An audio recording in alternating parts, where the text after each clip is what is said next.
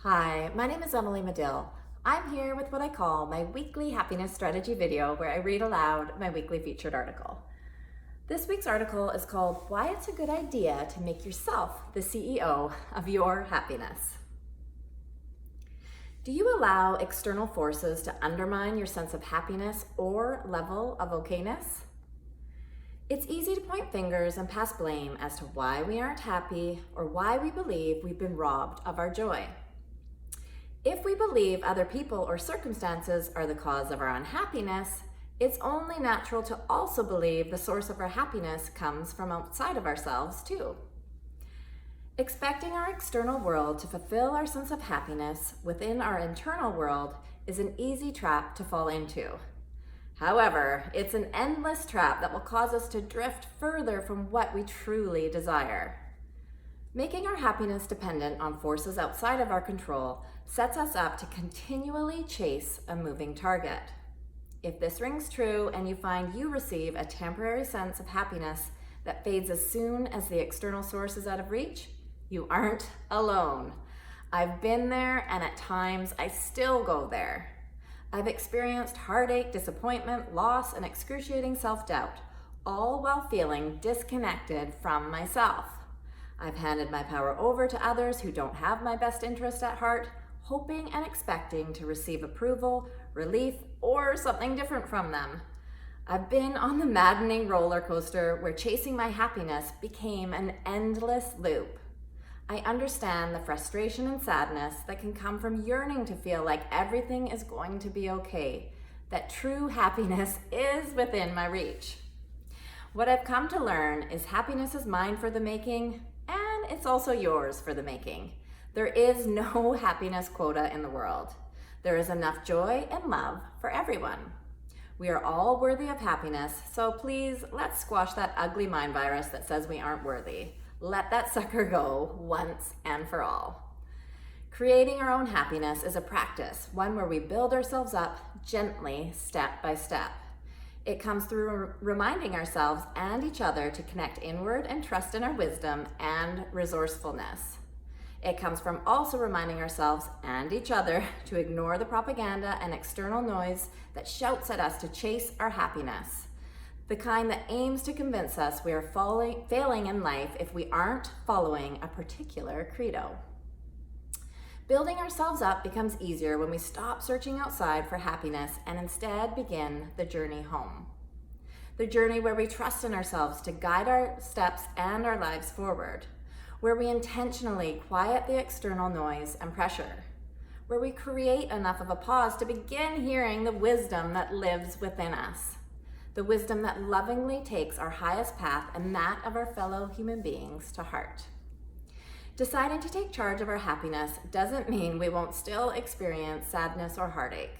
We are human beings, and it's normal to experience a wide range of emotion on our journey. This isn't about sweeping all of the hard, messy emotions under the rug. We don't have to ignore our emotions in favor of striving to walk around happy all the time.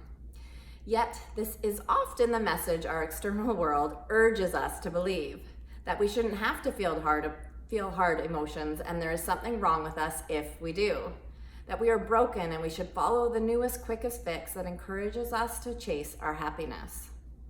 There are loads of valuable outside resources we can turn to for help that will provide us with an immense feeling of happiness and growth.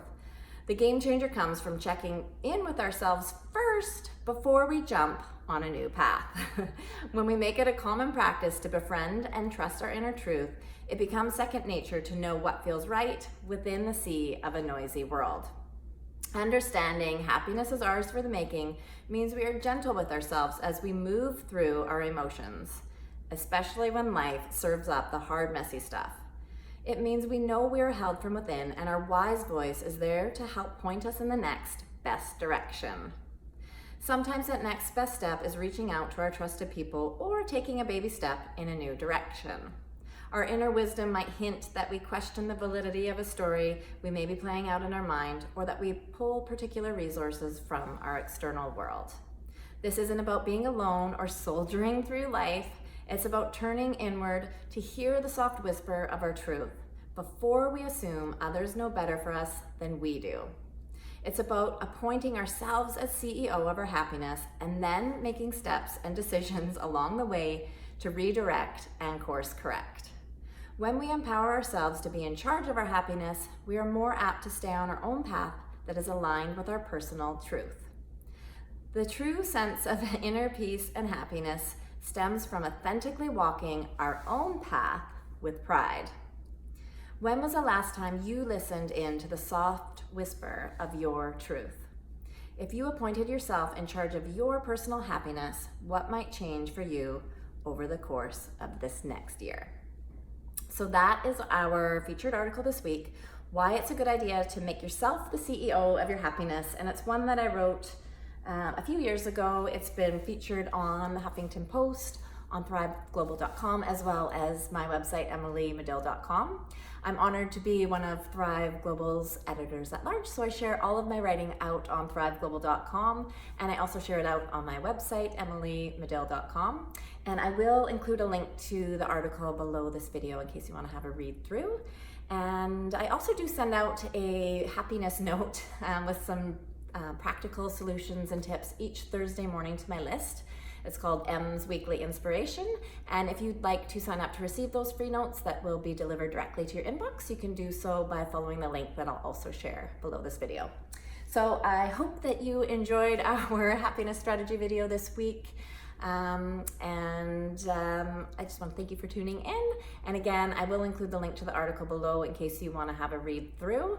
And I just invite you to try some of these practices on and to just see yourself as the CEO and to trust in your own wise guide to guide you on your best path in life, rather than always turning to the external noise. Just trust in your own inner wisdom to guide you and to trust your intuition to know what feels right and what doesn't. So maybe try that practice on this week and see how it lands for you. And as always, I look forward to connecting again soon. Thank you.